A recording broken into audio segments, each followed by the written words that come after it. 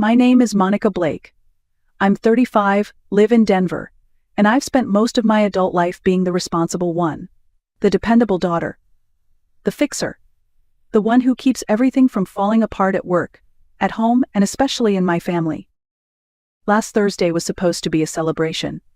I had just been promoted to vice president of marketing at the agency I've worked at for nearly a decade. I reserved a table for 6 at my favorite restaurant downtown, not too flashy but elegant.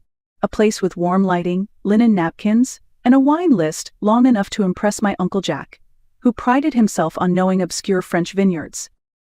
I booked it a week in advance. 1 seat for me, and 5 others for the people I thought would want to celebrate: my mom, my younger brother Ethan, my Aunt Susan, my cousin Olivia, and my best friend from college, Daniel. I even called to confirm the reservation the night before. When I arrived, I was a little early. I wore the only pair of heels I owned, the ones I usually dreaded. I even curled my hair. I ordered a glass of wine to start and waited.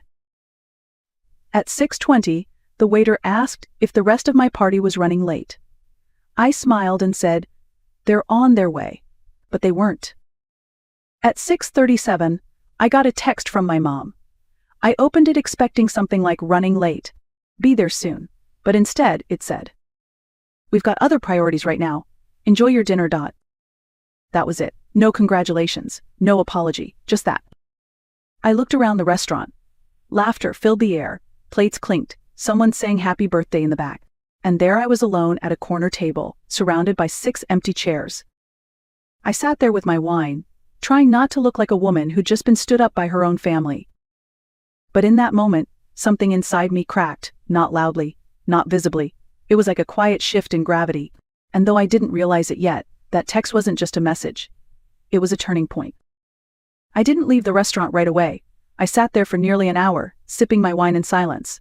I answered a few Slack messages from work, just to look busy, scrolled through emails, and forced myself to appear calm, like nothing was wrong. But something was very wrong. That message, "We've got other priorities right now," didn't just hurt. It clarified everything.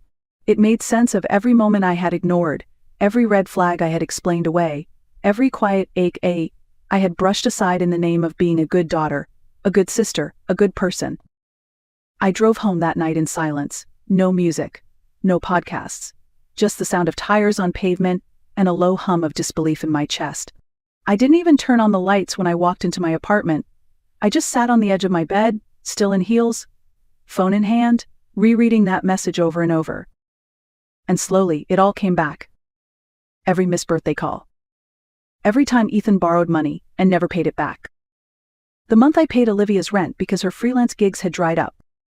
The nights my mom cried on the phone about how hard it was after Dad passed, and I wired money without hesitation. It wasn't generosity anymore. It was obligation disguised as love. After Dad died, everything started falling apart slowly, like a ceiling leak no one noticed until the whole thing caved in. Mom lost her second job. Ethan's startup failed for the 3rd time. Aunt Susan needed help with her dental bills. And I handled it. At first I told myself it was temporary. I made decent money, had no kids, no mortgage, no expensive habits. I figured I could afford to help. That's what family does, right? But somehow, the help became expected, then required. I covered the mortgage on the house I hadn't lived in since I was 22. Quietly, month after month, I took over the utility bills. I bought Ethan a used car when he totaled his. I even paid for the Thanksgiving dinner last year, the one where no one asked how I was doing because they were too busy hyping up Ethan's next big idea. "You're just so good at managing things," Mom would say like it was a compliment. "Not everyone's built like you, sweetheart." And I believed her. I believed being capable meant I had to carry more. That because I could handle things, I should. But sitting in the dark that night, heels still on, I realized something I should have known years ago: being the strong one doesn't mean you're loved more. It means they think you can take more. And I had. For 5 long years I carried everyone else's weight. They called it love. I now call it debt. The next morning I woke up with a sore back and swollen eyes, not from crying, but from holding it all in. I made coffee, sat by the window, and stared at my phone. A part of me still hoped someone would text. Not an apology maybe, but at least a message that said, "Are you okay?" Then my phone buzzed. A photo message from Aunt Susan. I hesitated before opening it, but when I did, my breath caught. It was a group shot: my mom, Ethan, Olivia, and Aunt Susan, all standing outside a waterfront restaurant, all dressed up, laughing, wine glasses in hand. In the center of the photo was Ethan, holding a sleek black motorcycle key and throwing up a peace sign. His jacket looked designer, so did his watch. The caption read, "Celebrating the dreamer. He finally got his moment." I just stared. No one had said a word about plans that night. No one had mentioned going out. And certainly no one had said anything about Ethan getting new motorcycle. Then I checked the timestamp. The message from my mom, "We've got other priorities right now," was sent exactly 1 hour before that photo was taken. So they hadn't forgotten about my dinner. They hadn't been caught up or running late. They made a choice. They chose him. They chose to toast Ethan's new bike, a bike I had unknowingly helped fund. A few weeks earlier, Ethan had asked me for $2,000, saying it was for a project that was about to launch. He promised to pay it back in a month. I didn't question it. I wired the money without hesitation. That money, I now realized, was sitting between his legs in that photo. When I asked Mom about it later, she just shrugged. "He's doing something for himself," she said. "It's not like he has anyone else looking out for him." I wanted to scream. "And who's been looking out for me?" But I didn't. She wouldn't hear it. She just patted my hand gently and said, "You always help. It's just who you are." Maybe she was right. Maybe it was who I was until now. That night, I didn't cry. I didn't yell. I didn't text anyone back. I just sat at my kitchen counter with a second glass of wine and let the silence settle over everything. It was the kind of silence that doesn't ache, it cuts, clean and deep. At some point that night, I opened my laptop. I didn't even plan to. My hands moved on their own. I clicked through old folders until I found the one I hadn't touched in months. It was labeled, "Family Support, Private, Do Not Delete." Inside were spreadsheets, tabs with names: Mom, Ethan, Aunt Susan, Olivia. Each line item was dated. Each one labeled. Rent payments. Utility bills. Car repairs. Holiday gifts. Loan transfers. Every favor I had ever done, every silent bailout, every unreturned loan, all color-coded, all logged. I scrolled through each tab, reliving 5 years of quiet giving. I didn't make it far before I stopped at the total line at the bottom. $82,410.37. That was the number. That was what I had given, not just in money, but in time, in energy, in emotional labor. And suddenly, it felt obscene.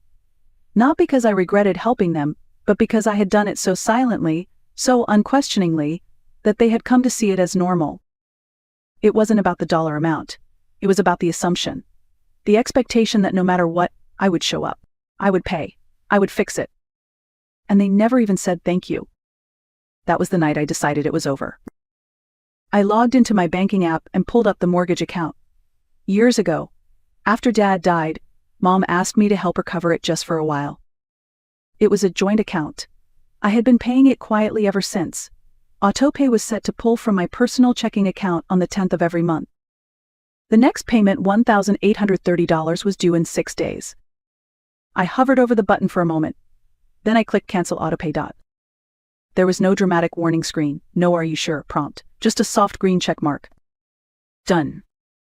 I sat there and stared at it. Then I reached into my purse, pulled out a sticky note, and wrote 5 simple words. Let him handle it now. I drove to my mother's house. It was nearly midnight.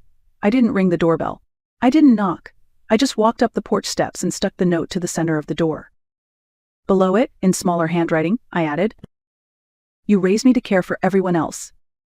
You never taught me how to care for myself." Then I turned around, walked back to my car, and drove home. No music, no tears, just the sound of tires on empty roads and the steady rhythm of my own heart beating louder than it had in years. By the time I woke up the next morning, my phone was buzzing nonstop. 42 missed calls. 17 from Mom, 9 from Ethan, several from Aunt Susan, 1 from Olivia. The rest were from unknown numbers I didn't bother checking. I didn't answer any of them, but I did listen to the voicemails. The first one was from Mom. Her voice was tight, frantic, trying to sound composed but unraveling between every word. "Monica, what did you do? I got a call from the bank this morning. The mortgage payment didn't go through. You can't just pull something like this without telling us. Ethan's finally doing well, and you're going to undo everything. This is not how family behaves. I replayed that last sentence over and over. This is not how family behaves. Interesting, because I could have sworn ghosting your daughter on the night of her promotion dinner also wasn't how family behaves. The second voicemail came from Ethan. His voice was defensive, annoyed, like I had inconvenienced him. Seriously, Monica? You just stopped the payment without saying a word? You're making Mom freak out. We were figuring it out. You could have at least warned us. Warned them. Like they had warned me before using my money to celebrate his latest dream. The third message was from Olivia. Hers was the worst. Not because it was angry, but because it was indifferent. Wow, so now you're punishing everyone over one dinner? Grow up, Monica. You always act like some kind of martyr. Like you're the only one who works hard. News flash, Ethan's been hustling too. He finally gets a win and you make it about you. That one hit me. One dinner. To her, it was just one night. Just one missed moment. Not the $82,000. Not the birthdays spent alone. Not the holidays I paid for. Not the years of emotional labor. Just one dinner. I sat on my couch, staring at those voicemails like they were puzzle pieces that would never form an apology. No one said sorry. No one asked if I was okay. No one said, we didn't realize. They only cared that something had stopped working. Me. It was never about what I gave. It was about how quietly I gave it. The moment I said nothing, I was useful. The moment I said no, I became the problem. Later that evening, my phone buzzed again. This time, it was Uncle Jack. I almost didn't answer. Jack had always been quiet at family gatherings, more of an observer than a participant. He never took sides. But something about his name on the screen made me pause. I picked up. Hey, I said, voice calm. There was a long breath on the other end. Then, Monica, your mom's a mess. She says she didn't know how left out you felt. I let out a dry laugh. She didn't know. Jack, she texted me. Literally. She said I wasn't a priority. He went quiet again. Finally, he said, I think deep down, she just assumed you'd always take care of it. There was no judgment in his voice, no excuse either, just truth. They all did, I said quietly. They always assumed I'd clean it up, fix it, pay for it, show up. No matter what. Jack sighed. You were never the weak one, Monica. You were just too generous. That line hit harder than I expected. Not because it was new, but because it was the first time someone in my family acknowledged it without twisting it into a guilt trip. 3 days after I canceled the mortgage payment, Mom showed up at my apartment. She didn't call ahead, didn't text, just rang the doorbell, holding a canvas tote in one hand and an old photo in the other. I knew the photo, me 6 years old, dressed as a sunflower in my kindergarten play. She always said it was her favorite. I didn't say anything, just opened the door and stepped aside. She walked in like a guest, like a stranger. Her eyes scanned the room, the walls, the furniture. No family photos, no holiday memories, nothing of her. You redecorated, she said softly. I removed what didn't belong, I replied. She flinched, just barely, and sat on the edge of my couch. Then she said the words she came to say. We're going to lose the house. I nodded. I figured. Her voice cracked. You can stop this. One call to the bank and... No, I said, calm and steady. She blinked. No? I'm not calling the bank. I'm not making the payment. I'm done. Her face tightened. Monica, this isn't just about money. This is about family. I almost laughed, but I didn't. No, I said again. This is exactly about money. Because that's all I've ever been to you. She opened her mouth, maybe to deny it, but I cut her off. You texted me on the night of my promotion dinner and told me I wasn't a priority, while you were celebrating Ethan with the motorcycle I helped pay for. She looked down at the photo in her lap. I didn't realize how much you were covering, she whispered. That's the problem, I said. You didn't want to realize it. You wanted me to keep doing it quietly, so you never had to think about it. Her eyes glistened. Ethan's not like you. He needs more help. No, I said gently but firmly. He needs consequences. And for the first time, she had nothing to say. Because she knew I was right. That night, after she left, I sat in silence. Not the kind of silence that hurts, but the kind that frees. For the first time in years, I felt still, not empty, not angry, just whole.